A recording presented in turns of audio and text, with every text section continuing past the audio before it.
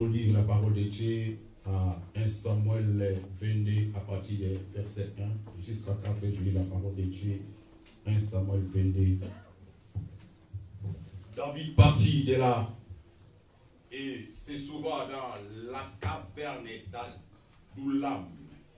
Ses frères et toute la maison et son père apprirent et il descendit vers lui tous ceux qui se trouvaient dans la détresse, qui avaient des créanciers ou qui étaient mécontents, s'y rassemblèrent auprès de lui et devinrent leur chef.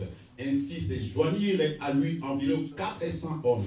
De là, David s'en alla à Mitzpé, dans le pays de Moab. Il dit au roi de Moab: permets, je te prie, à mon père et à ma de se retirer chez vous jusqu'à ce que je sache ce que Dieu fera de moi. Et il le conduisit devant le roi de Moab et il demeurait avec lui tout le temps que David fit dans la forteresse. Alléluia. On va s'arrêter là dans le nom puissant de Jésus-Christ. Ce soir, j'aimerais qu'on puisse parler un peu de l'histoire, des changeurs de l'histoire. Celui qui change l'histoire, c'est pourquoi j'ai chanté change mon histoire. C'est même Dieu qui change les histoires et change aussi ton histoire. C'est même Dieu qui donne les histoires et te donne aussi une histoire personnellement. Nous avons écouté les histoires de Rachel, nous avons écouté l'histoire de Sarah, l'histoire de Salomon, l'histoire de David, l'histoire d'Abraham, l'histoire de Déborah. L'histoire, il y a plusieurs personnes qu'on a entendu les histoires. On a entendu même l'histoire des savants. Il y a ceux qui rencontrent l'histoire. Il y a ceux qui écrivent les histoires. Il y a ceux qui lisent les histoires. Il y a ceux qui ont vécu les histoires. Et il y a aussi ceux qui sont des histoires. Et vous devenez une histoire. On raconte ton nom. Comme on a rencontré l'histoire de Rebecca, l'histoire de Joseph, l'histoire de David, l'histoire de Salomon. Quand tu as un bon témoignage, une belle histoire, ta vie elle-même devient toute une prédication. Comme on prêche sur Déborah, on prêche sur Esther, on prêche sur David, on prêche sur Abraham. Et ces gens sont devenus des prédications. Ils ont une histoire. Tu peux faire aussi une histoire dans ta vie. Dieu fait des histoires. Tu peux prier aussi à Dieu. Dieu, donne-moi une histoire. Même après ma mort, ma famille, mes frères, mes cousins, mes neveux puissent rencontrer aussi aux autres l'histoire de ma vie. Dieu donne une histoire. Dieu peut te donner une histoire. Tu peux devenir aussi une prédication dans ta famille. Une histoire. Aujourd'hui, nous allons parler sur l'histoire de David et de sa mère. L'histoire d'une femme discrète qui, son nom n'a été jamais nommé dans la Bible. Mais c'était une femme de distinction, une femme de discrétion, une femme que la Bible n'a pas nommée. C'est la maman de David, c'est elle qui a bâti David aujourd'hui, qui est devenu roi. Il a été célèbre. Il est devenu l'homme selon le cœur de Dieu. Mais derrière David, il avait une femme. C'était sa mère qui a bâti ce caractère, qui a inculqué les valeurs de la confiance, de l'adoration, de la crainte, de l'amour de l'Éternel, de la repentance. C'est sa mère qui a fait David. Et la mère de David n'est pas nommée dans la Bible. C'est une femme de discrétion, une femme de qualité. Et je vous présente ce soir cette dame qui s'appelait Nit-Zepet Bat Adael. Son nom n'est pas nommé dans la Bible. Et si vous regardez la Wikipédia, vous verrez la maman de David. C'est une femme de distinction, une femme de discrétion, une femme qui était dans l'ombre. Mais c'est elle qui a bâti, qui a inculqué à son fils et ses valeurs, qu'il est devenu l'homme selon le cœur de Dieu. C'est elle qui a bâti, qui lui a donné la connaissance de Dieu d'Israël, qui a éduqué son fils selon les caractères, selon les voies de l'Éternel. C'est pourquoi dans la vie de David, David était quelqu'un qui était bien cadré dans sa connaissance avec Dieu. Nous allons voir, David n'était pas orphelin. Il était à côté de ses parents. Sa mère était là. Et si nous lisons à partir du verset 3, nous allons voir, dès là, David s'en alla à Mitzpé dans le pays de Moab, il dit au roi de Moab, permets, je te prie à mon père et à ma mère de se retirer chez vous, jusqu'à ce que je sache ce que Dieu fera de moi. Cela veut dire que David avait son père, il avait sa mère. C'est bien écrit là, noir suivant. Mais le nom de sa mère n'est pas nommé là dans la Bible. Elle s'appelait Nit Zelfet Bat Adaël. C'est une dame cananéenne. La maman de David. C'est elle qui a bâti à son fils. C'est elle qui a fait, c'est elle qui a fait beaucoup de choses. Et comment David est né? L'histoire est commencée comment? La maman de David, avec son père qui s'appelait Jessé. Isaïe, son nom c'est Jessé, Isaïe, c'est le père de David. Cet homme s'est arrangé avec la servante de la maman de David qu'on appelle ici Adaël. Nitzevet Adaël. La maman de David était là, mais le père de David s'est arrangé avec la servante de sa mère. Ils se sont arrangés. Il voulait avoir un enfant avec la servante de sa femme. Et ils se sont arrangés avec la servante là. Il a dit à cette servante, tu vas venir aujourd'hui dans ma chambre, tu vas passer une nuit avec moi et on aura l'occasion de s'accoupler et de faire un enfant. Et cette servante, comme elle était bien avec sa patronne, la maman de David, elle n'a pas pu faire la chose en question. Elle est partie dire à sa patronne que regarde ce qui se passe entre moi et ton mari. Ton mari me propose de telles choses. Ton mari m'a proposé que je puisse passer une nuit avec lui cette nuit. Mais moi, ça ne me plaît pas. C'est-à-dire, elle était, je pourrais dire, avec de bonnes relations avec sa patronne. Moi, je crois que sa patronne, lui, avait aussi inculqué les valeurs de la crainte de Dieu. Parce que ce n'est pas n'importe quelle femme qui va aller me dire à sa patronne ce que son patron veut faire avec elle. Il est parti dire à sa patronne, la maman de David, regarde ton mari ce qu'il veut faire avec moi. Et ils se sont arrangés avec la maman de David. Et la maman de David a dit, ah bon, c'est comme ça. Alors qu'est-ce qu'on va faire maintenant? Elles se sont arrangées. La nuit là, au lieu que la servante puisse aller maintenant dans la chambre de David pour dormir, comme c'était dans les coutumes, ce sont les femmes qui partaient dans les chambres des hommes. Et maintenant, la servante est partie. N'est pas partie, mais maintenant c'est la maman de David qui est partie maintenant dans la chambre du papa de David cette nuit-là. Et elles sont passées la nuit, ils ont passé la nuit, ils se sont accouplés. Et le papa de David croyait qu'elle est avec la servante, or qu'elle était avec la maman de David. Et c'est là qu'elle a conçu David. Après, il a eu des problèmes. Et comme ça commence à chauffer, il a remarqué que sa femme est devenue enceinte. On a accusé sa femme d'adultère, de mélange, adultère. Mais pourtant, c'était pas l'adultère. Elle a commis l'acte avec son propre mari. Et quand ça a commencé maintenant à bouger les choses, à bouger les livres, tout le monde commençait à parler, même ses enfants commençaient à dire notre maman est tombée adultère, machin. Donc c'était dans leur époque, là il a fallu la chose pareille, qu'on puisse lapider et tuer cette dame comme elle était en cas d'adultère. Et la femme est partie dire maintenant à son mari, non, je te dis la vérité maintenant. C'était le jour que tu t'es arrangé avec ma servante pour passer la nuit avec elle. Moi, je suis parti à sa place. Celle qui était accouplée avec elle, ce n'était pas ma servante, c'était moi-même. La grossesse qui est ici, c'est ta propre grossesse. C'est ton fils. Ah bon?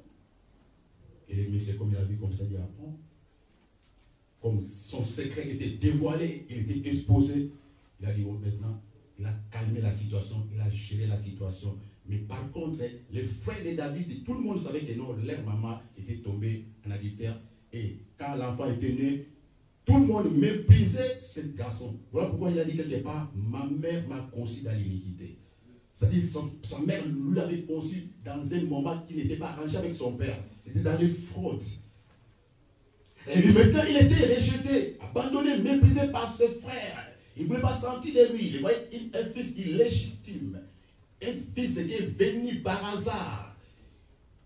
Et ses frères commençaient à le mépriser. Mais par contre, ils étaient déjà 7 frères avec 2 filles. Leur maman les avait mis au monde. Ils étaient au total 9. 7 fils plus 2 sœurs. Et David, c'était les cadets. Ils étaient au total comme 8 avec lui. Et en ce moment-là, ses frères commençaient à mépriser David, les traiter de tout nom, les traiter d'enfants bâtards, enfants illégitimes, les méprisaient. Mais sa mère savait pourquoi elle avait eu et comment elle avait eu. Et la naissance de ces enfants qui n'avaient pas désiré cette naissance. Et c'est là où sa mère commençait maintenant. C'était une femme de prière, une femme de valeur, une femme de distinction, une femme qui était tout le temps dans les pieds de Dieu. Voilà pourquoi le Seigneur n'a pas permis que sa servante puisse partir avec son mari. Dans le cas comme ça, ce n'est pas n'importe qui. C'est là même quand vous êtes une femme de prière, un homme de prière, le Seigneur, quoi que ce soit, ce qui se passe dans votre maison, que ce soit votre femme, votre mari commence à faire des magouilles, commence à commettre l'impiété, l'impudicité, l'adultère. Quand vous êtes avec le Seigneur, vous marchez avec le Seigneur, quel que soit, l'Éternel va exposer cela. L'Éternel va se poser, comme l'Éternel avait exposé ce cas ici, qui était en coulisses, mais Dieu n'a pas permis, il a exposé, parce que la maman de David, c'était une femme de prière, c'était une femme qui connaissait les valeurs, c'était dans le pied de Dieu. Dieu n'a pas permis que cette chose puisse arriver dans sa famille. Et maintenant, ses frères commençaient maintenant à mépriser David, à le négliger. Et voilà pourquoi ils ont envoyé ce garçon qui était un jeune homme, ils l'ont envoyé dans la brousse. Et les cadets en plus, mais par contre, il y avait des grands frères, un jeune homme à cet âge-là, on lui a envoyé derrière la brousse. Quand je commençais à méditer sur là, le Seigneur a commencé à ouvrir les yeux. Le Seigneur m'a dit, si tu regardes au fond, comme c'était un enfant déjà qui était rejeté, abandonné, on lui a envoyé même dans la brousse, exposé dans cette brousse-là où il y avait des lions et des loups, parce que toute la famille savait. Il était exposé à la mort. C'était comme le cas de Joseph. Au lieu de les tuer, ils ont préféré les vendre. Ils le poussaient là-bas, aller élever les brebis dans une forêt, dans la brousse, dans un terrain dangereux. Un petit jeune homme qui était là, dans leur tête, c'était quoi? Je commençais à me rappeler, je dis, ah bon, l'esprit commençait à m'ouvrir, je dis non, ils avaient peut-être l'intention qu'il soit dévoré par les lions. Mais Dieu savait que sa famille le détestait. Dieu savait qu'il était méprisé. Dieu savait qu'on n'aimait pas. Dieu les protégeait là. Comme il était impliqué avec sa mère par des motivations, la confiance dans la parole de Dieu. David, là, dans la brousse, il était confiant. Il ne se lamentait pas. Il était avec sa harpe, en train d'adorer Dieu, en train de louer. Ces garçons retournaient que les soirs, la nuit. On n'avait pas besoin de les voir la journée comme ça. Il était toujours dans la brousse avec le brebis, tout seul, méprisé, rejeté, un petit gamin. C'est là où Dieu a commencé à préparer. C'est là où Dieu a commencé à tailler. Il était tout le temps en train d'adorer Dieu. Sa vie était la vie d'adoration, de louer Dieu. Il commençait à composer les chansons. Il était isolé tout seul, sans camarades. Pendant que les enfants de son âge allaient à l'école. Pendant que ses frères allaient à l'école. Et lui-même n'avait pas choisi d'aller dans la forêt. C'est sa famille qui a imposé, qui lui a inculqué. Peut-être dans le désir de David, il avait l'intention de devenir bien professeur ou bien magistrat, bien professeur à l'université.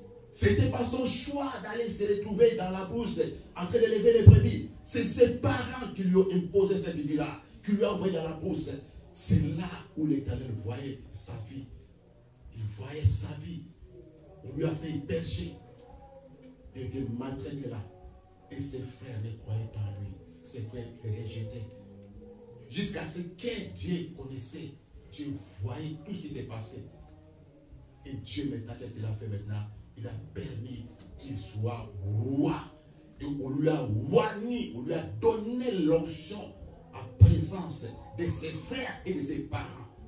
Malgré cela, ses frères comptaient toujours à l'humilier, à les détester. Ne croyaient pas à lui. Malgré que Dieu lui avait donné l'onction, il était toujours méprisé, négligé, rejeté, abandonné. Dieu a dit non, c'est bon. Dieu a changé maintenant la stratégie.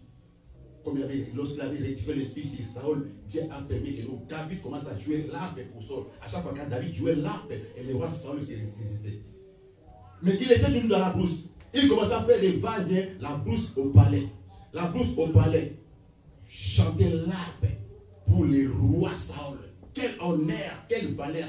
Mais ses frères ne croyaient pas toujours en lui. Les méprisaient toujours, les détestaient, l'haïssaient, marquaient la grâce qu'il avait reçue.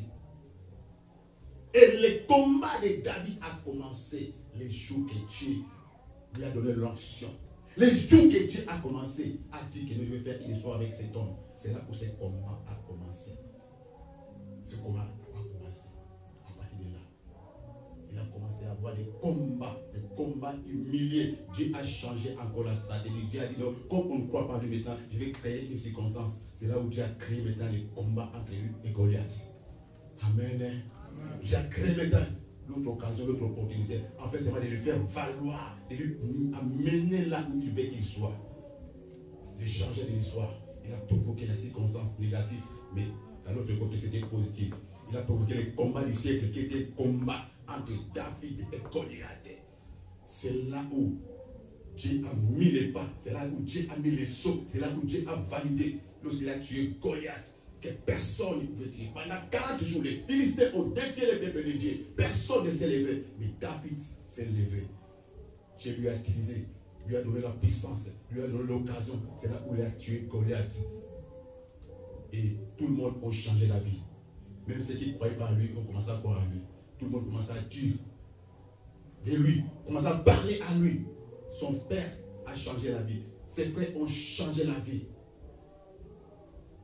Et David est devenu recherché. Il y a eu beaucoup de combats dans la vie de cet enfant. Beaucoup de combats, même après avoir tué Goliath. Il y a eu maintenant des persécutions. On commençait à accélérer, à les rechercher. Les Philistins commençaient à les chercher pour se venger. À côté, en face, derrière son dos, il y avait maintenant qui ça? Le roi Saül, qui était son adversaire. Il était jaloux, il savait que celui-ci deviendra mon remplaçant. Le roi Saül aussi commençait à les combattre. Pendant qu'il combattait Goliath en face de lui, il croyait son ennemi c'est Goliath, mais son adversaire, son ennemi, le pire véritable était derrière son dos. C'était qui? C'était le roi Saül, qui en voulait de sa vie, qui grinçait les dents, qui disait pourquoi seulement lui? Pourquoi seulement tout le monde parle de lui? Pourquoi tout le monde l'acclame? Pourquoi tout le monde l'aime? Les catégories des enfants de Dieu, les catégories de Saül sont même dans nos familles, sont même dans l'église. Quand Dieu utilise quelqu'un, quand Dieu prend quelqu'un qui était en bas, commence à le lever, au lieu que tous les autres commencent à les soutenir, ce sont eux qui vont commencer à s'opposer. Il y a toujours des Saül dans nos vies, toujours à côté de nous, même dans nos familles, même dans l'église, même dans le travail. Il y aura toujours des Saül. David combattait, il savait que quand je combats, Goliath, c'est fini. Ok, son véritable ennemi était derrière son dos. Il lui a donné sa fille en mariage, mais il était toujours son ennemi. Il lui a donné la maison, mais il était toujours son ennemi. Qui est le roi Saül dans ta vie? Qui t'incite sans cause, qui te dénigre sans motif, qui t'haïssent sans motif, ces gens-là seront toujours là. Seront toujours là, qu'ils les veuillent ou pas. Les gens qui vont te détester, qui vont t'humilier, même Dieu t'utilise, jamais ils vont t'acclamer, ils seront toujours là pour te rabaisser. Les gens là seront toujours là. Même dans ta propre famille, il y aura toujours des gens comme ça, qui vont s'opposer à ton élévation, qui vont s'opposer à ta grâce. David n'a pas choisi de devenir roi. Ce n'est pas lui qui a fait les jeûnes et les prières. Non, Dieu, je vais devenir roi. C'est Dieu qui a permis qu'il devienne roi. C'est Dieu qui lui a choisi. Il était le choix de Dieu. Mais son père a présenté les autres fils. Il lui a oublié. Pensez-vous que non, quand Samuel est venu, quand il demandait tous les enfants, mais son père a oublié même. C'est Samuel qui a fait. Est-ce que c'est tous qui étaient comme les fils? Il a fait expressement. Il avait fait expressément, il a mis les cales, blocage. Mais Dieu voyait. Il savait que ce n'est pas tout ça, c'est l'autre qui est là à la forêt. Il lui a mis à l'oubli, oubli total, rejeté. Mais Dieu, on ne peut pas cacher ce que Dieu veut élever. Quand Dieu programme, personne, même son propre père, a mis les cales. Il a présenté les autres. Parce qu'il y a même des parents qui, quand ils voient dans un garçon, dans l'un de ses fils ou ses filles, pas de signes d'avenir, ils font des injustices. Ils vont prendre la charge, les soins. Ils vont investir dans d'autres fils, d'autres filles, l'envoyer à l'école, à l'Europe, faire beaucoup de choses. Mais ceux-là qui sont méprisés, quand les parents ne voient rien, des signes de l'avenir, et de gloire, dans la vie de cet enfant-là, il sera négligé. C'est comme ça, d'après toutes les familles, c'est 10 familles, 9 familles, c'est comme ça. Il y a les parents qui font les choix, qui choisissent. Mais c'était le cas de David. On ne voyait en lui aucun signe de richesse, aucun signe d'avenir. Mais pourtant, c'était un roi. C'était un roi. Et lui a imposé de devenir un berger dans la forêt. Il était oublié, rejeté, exposé dans la mort. Il retournait à la maison quel est soir, humilié, rejeté. Mais Dieu regardait. Ils ont commis grave erreur en le plaçant dans la forêt, en le mettant dans la bouse. C'est là où Dieu commençait à le former, à le tailler. À le tailler, à le préparer. Il n'avait pas jamais fait l'école de militaire. Pas d'école de guerre. Mais ses frères étaient des généraux. Mais David n'a jamais parti à l'école militaire. Il a fait au contraire l'école du combat. C'est dans la bourse qu'il combattait avec les lions, avec l'ours. Imagine un gamin combat avec les lions. Vous savez, un lion pèse plus de 200 kilos. Et l'ours, la taille de l'ours, 3 mètres. Mais comment ce garçon se tenait devant les lions? Comment se tenait devant l'ours? Dieu était en train de le préparer. Vous ne pouvez pas vous bagarrer, vous ne pouvez pas combattre avec l'ours et les lions et rester sans cicatrices. Mais la Bible n'a pas parlé des cicatrices de David. Mais il a des cicatrices. Il a des cicatrices partout dans son corps. Ça, la Bible n'a pas mentionné. Combattre avec l'ours, combattre avec le lion sans cicatrices. C'est là où Dieu les taillait, Dieu les formatait, Dieu les préparait, Dieu les préparait. Parce que Dieu savait qu'il aura une histoire. Dieu les préparait dans les combats contre Goliath. Dieu les formatait parmi les brebis. Parce que Dieu savait qu'il sera un roi. Dieu lui voyait dans son cœur. Il a mis dans son cœur même l'amour des brebis. C'est par là qu'il prenait les brebis. Il a arraché dans la quête des loups, dans la quête des lions, ces brebis. Dieu regardait dans son cœur. Ça, c'est un bon berger. Un bon berger va donner sa vie pour ses brebis. Il y a l'amour. Dieu regardait ça. Celui-ci est capable. Dieu regarde les cœurs. Et Dieu commence à les tailler. Dieu les taille. Et l'homme selon le cœur de Dieu. Il a fait son histoire.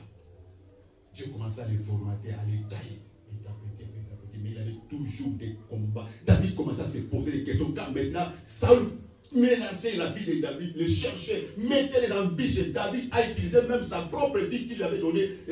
Saül a utilisé même sa propre fille qu'il avait donnée à David comme femme. Pour Dieu, David. Mais Dieu les protégeait toujours. Parce qu'il était le choix de Dieu. Ce n'était pas le choix des hommes. Dieu savait ce qu'il avait mis en David. Dieu savait où est-ce qu'il devait aller avec David. Dieu savait l'histoire de David. L'homme selon le cœur de Dieu. Mais derrière David, il avait sa mère.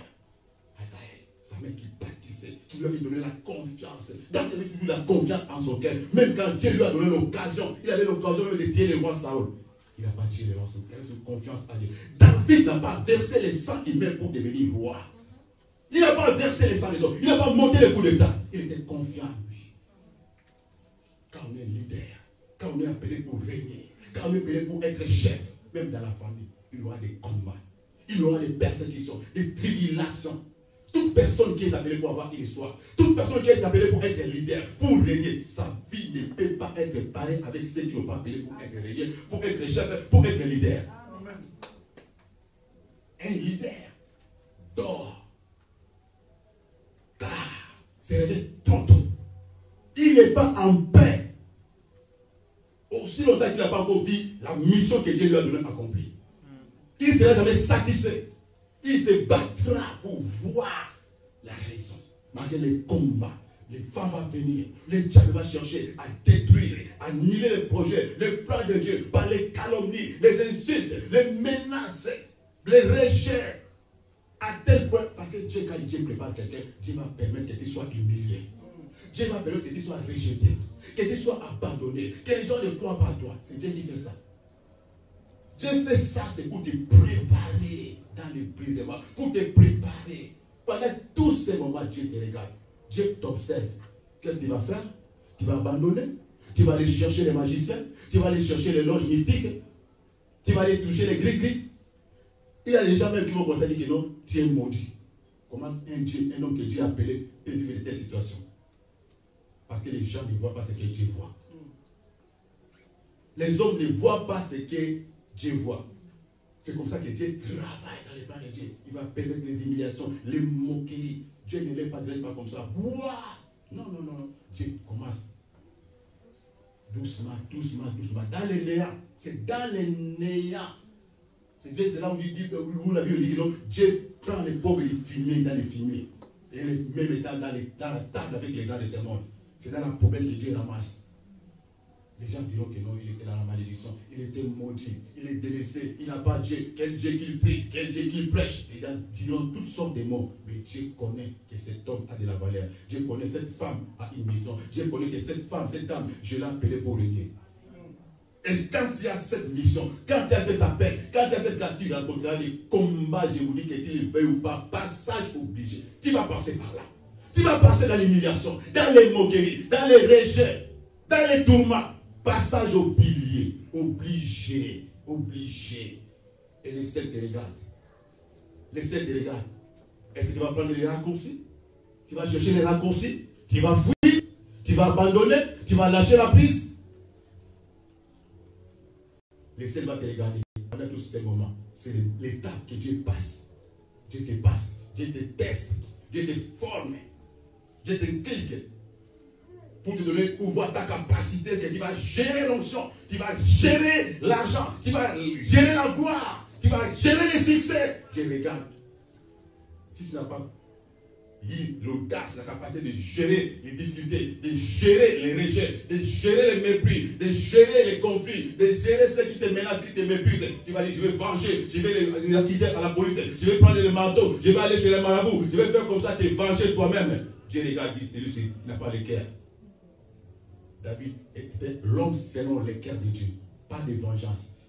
C'est lui qui a fait le livre des psaumes. De pardonner. L'homme selon le cœur de Dieu. Il était confiant. Il avait toujours la confiance en lui. La confiance dans son cœur.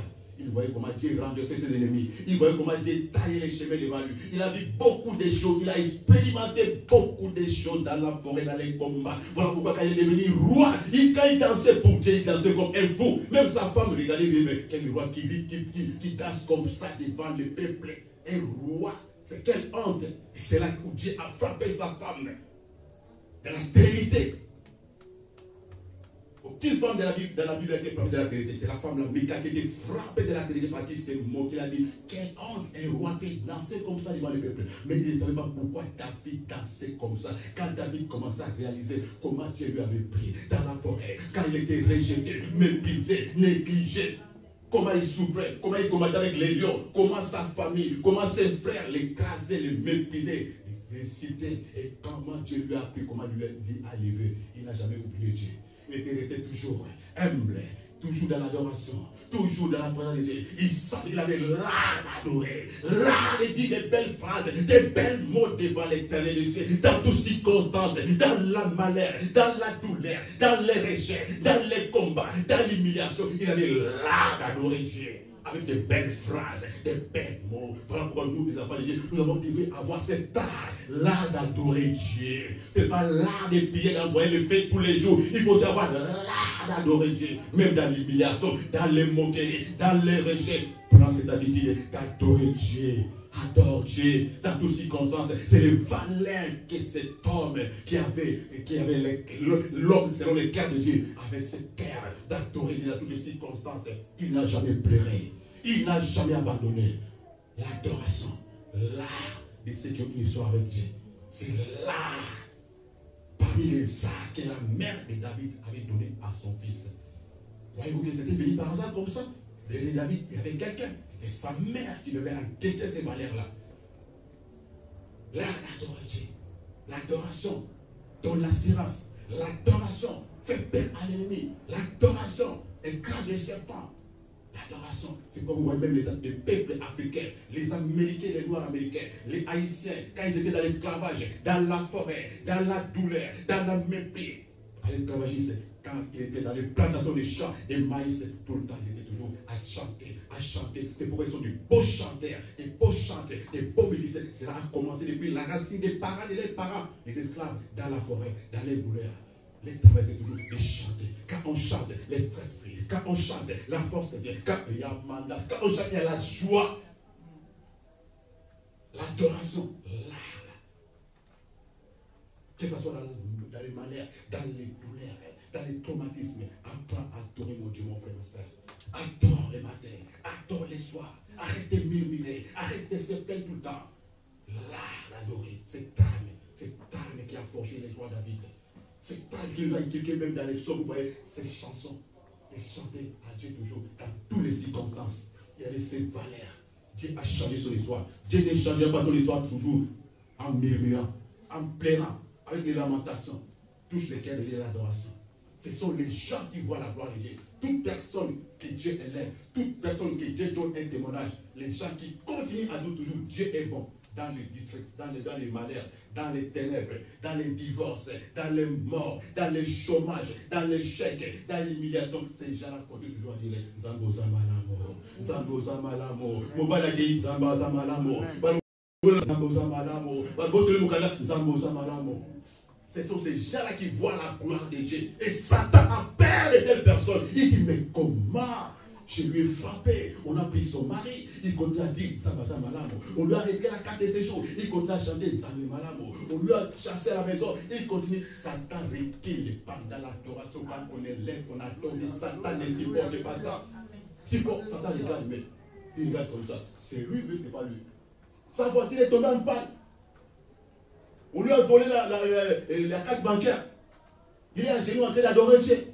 Oh Zamba Malamo, Yesu Zamba Malamo, oh yo Zamba Malamo, Yesu Zamba Malamo, Tikangai na ema, Yesu Zamba Malamo, Tikangai na ema, Yesu Zamba Malamo, oh yo Zamba Malamo, Yesu Zamba Malamo, oh yo Zabolingo, Jésus, Yesu Zaboli, oh yo Zabolingo, Kolo, Yesu Zabolingo. Ce sont ces gens qui voient la main de Dieu. Dieu agit, Dieu répond, restons dans cette attitude. Et on s'est à l'adorer, tout entier triste, tout entier fisté. C'est pourquoi la nuit quand il dort, il y a les maris, les femmes, les nuits. On te fait manger la nourriture parce que tu n'es pas dans la joie, mon frère, ma soeur. Cette arme, l'adoration, l'arme qui fait les rois, l'arme qui a élevé les rois de David, l'arme qui a écrasé tous les ennemis de David. C'était l'adoration. Quand on chante la joie, l'ennemi regarde, l'ennemi est stressé, il regarde, mais c'est lui au but. Il regarde comme ça. Un prisonnier qui chante dans la prison, c'est le cas de Paul et Silas dans la prison. Ils étaient en train d'adorer, alléluia. Mais pourtant ils étaient dans les chaînes dans la prison. On les murmurait pourquoi le Dieu que nous servons a permis qu'on soit en prison. Mais ils chantaient, ils louaient Dieu. Et l'Éternel a intervenu. C'est dans l'adoration que l'Éternel intervient. Arrêtons de continuer à murmurer. Arrêtez de toujours rester, toujours de plaindre, toujours de plaire. Toujours dire est-ce que c'est Dieu que j'ai pris? Il est vivant ou il n'est pas vivant? Tu gênes, tu pries, tu viens lundi, mardi à l'église, toujours mon papa, toujours Makila, toujours Faya. Prends aussi l'état d'adoration. Toute la journée, adoration. Adore Dieu dans ta chambre, adore Dieu dans ta voiture, adore Dieu quand tu te laves, adore Dieu quand tu prépares, adore Dieu quand tu es tout seul, adore des fois tu mets la musique dans ta chambre, des fois je reste tout seul dans ma chambre, je mets l'adoration, je danse tout seul, je danse comme un fou, je chante à Dieu. Chante à Dieu, l'adoration. C'est arme que l'ennemi a peur. Qui veut changer ton histoire. Et ça change l'histoire. Et l'ennemi, quand on est stressé, quand il nous frappe, quand il envoie les flèches, il voit maintenant Dieu comme ça. Il dit, ok, à Dieu encore. Il va sous la barre. C'est ça que l'ennemi fait. La mère de David lui avait intégré cet art. David était cet homme-là qui Dieu a changé. Il y a des moments des épreuves qui vont venir. Les moments de combat, des humiliations, des rejets, les sept te regardent. Dieu te regarde, il t'observe. Qu'est-ce que tu vas faire pendant ces moments? Tu vas abandonner l'adoration? Tu vas fuir l'église? Tu vas insulter Dieu? Tu vas rejeter la Bible? Tu vas abandonner la vie des jeunes de prière? Tu vas arrêter d'adorer Dieu? C'est ce que l'ennemi veut, c'est que tu arrêtes d'adorer. Qu'il ferme la Bible. Là, il a la victoire. Dieu te laisse ces moments pour regarder. Parce qu'il y a le temps que ces choses vont passer. Mais il y aura aussi le temps de la visitation. Quand Dieu viendra visiter, les gens vont changer. Les gens vont te rechercher. Les gens vont changer la vie. Les langages vont changer quand Dieu va faire. Voilà les secrets qui étaient dans la vie de David. C'est pourquoi Dieu a ramené cet homme-là. Dieu a changé un berger devenu roi. Il a régné. Il a eu respect. Ces frères ont respecté. On va te respecter. Ils vont te respecter. Ils vont te respecter. Ceux qui voient ta vie aujourd'hui te respecteront demain. Il y a l'avenir. Il y a l'avenir en Dieu. Il y a de l'espoir. Crois en Dieu. Accroche-toi avec la vie d'adoration. Avec la vie d'avoir confiance. Avoir confiance. Confie-toi à l'Éternel. Confie-toi. Ceux qui se confient à l'Éternel ne sont jamais abandonnés. Ne sont jamais été confondus. Tous ceux qui tournent les regards vers lui sont toujours rayonnants de joie, lui la Bible. Alléluia, alléluia. Aime Dieu, mets ta confiance en Dieu, non pas à l'argent, non pas à ta femme, non pas à tes frères, non pas à ton patron, non pas à tes business, non pas à ta carte d'identité, non pas tout ce que tu as les diplômes. Mets ta confiance en Dieu. Confie-toi à l'Éternel. Malgré les rejets, malgré les humiliations, les moqueries, ton frère vont te rejeter, même ta femme peut te abandonner, même ton mari peut te laisser. Ne peut pas croire à toi, mais Dieu croit en toi. Dieu connaît ce qu'il a déposé en toi. Dieu connaît ce qu'il a mis en toi, que les hommes ne connaissent pas. Et cela va t'attirer le combat. C'était pareil avec le cas de Joseph.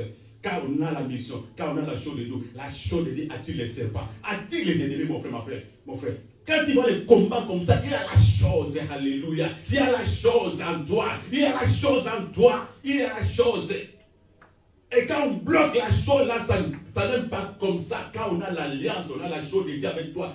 Non, bakanga kamili ngana libokete. Bakanga kamili ngana libokete. Bakanga kave baleto ba. Omoni ba barrière na mboka. Ba barrière on a kingawa mbule zo peta zo ba tcheka ka barrière o ibale wala. Parce que ça la puissance est bukaka.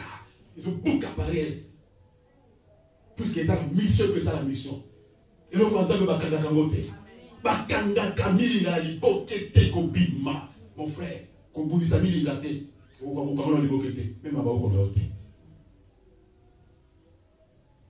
les gens qui ont la chose de Dieu, faites attention.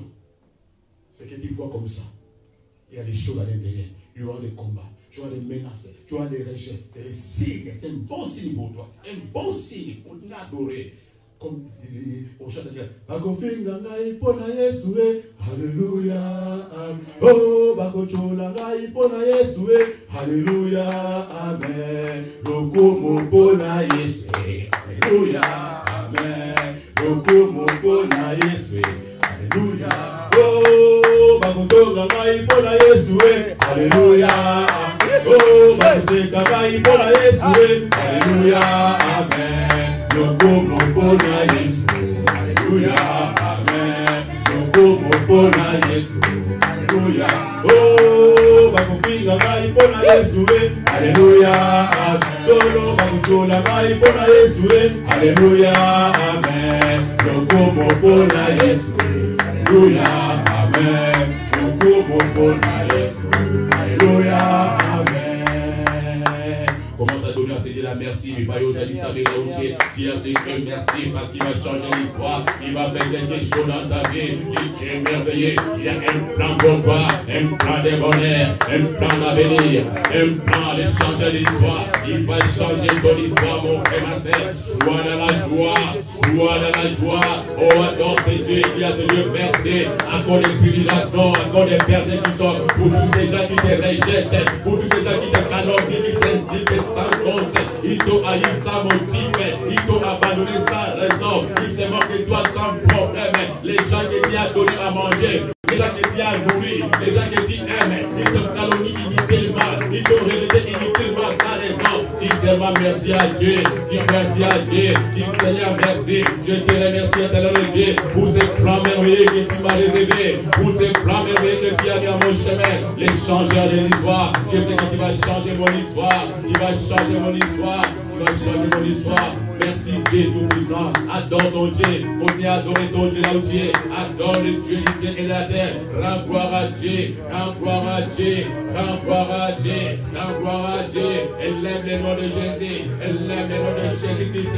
Élève le nom de Jésus-Christ. Glorifie les cœurs du ciel et de la terre dans ta maison, dans ta chambre. Continue à adorer. Élève Dieu. Commence maintenant à utiliser cette arme. L'arme de la restaure. Rends gloire à Dieu dans toutes les circonstances, dans le rejet, dans le malheur, dans les calomnies, dans les chômages, dans les veuvages, dans la stérilité, dans la pauvreté.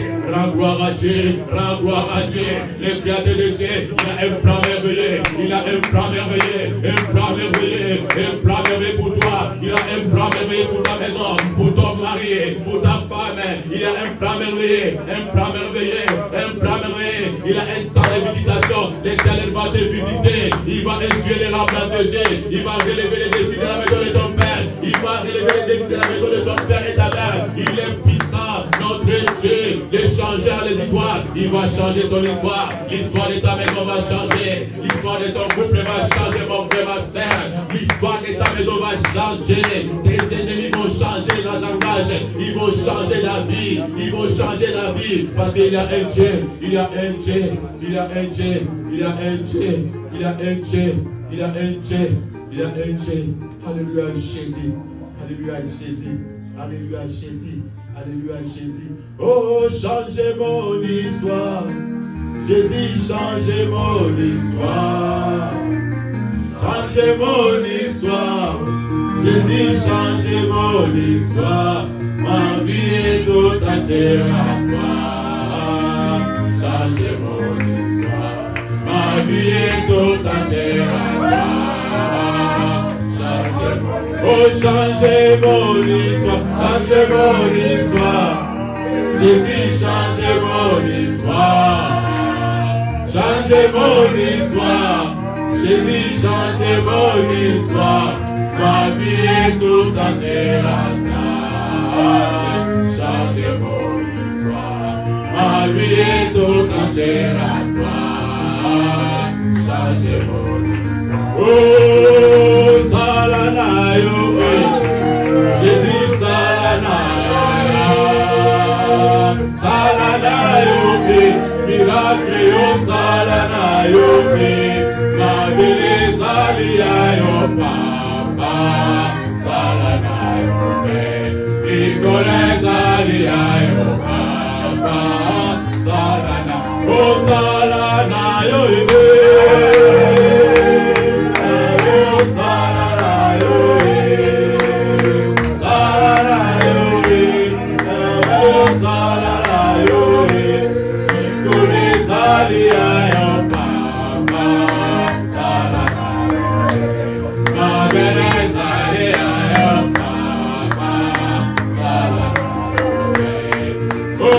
changez mon histoire. J'ai dit changez mon histoire. Changez mon histoire. J'ai dit changez mon histoire. Ma vie est tout entière à toi. Changez mon histoire. Ma vie est tout entière à toi. Changez mon... Oh, changez mon histoire. J'ai dit changez. Oh, changez mon histoire. J'ai dit changez mon histoire. Ma vie est tout entière à toi. Changez mon histoire. Ma vie est tout entière à toi. Changez mon histoire. Oh, Salanayo, oh, Jésus.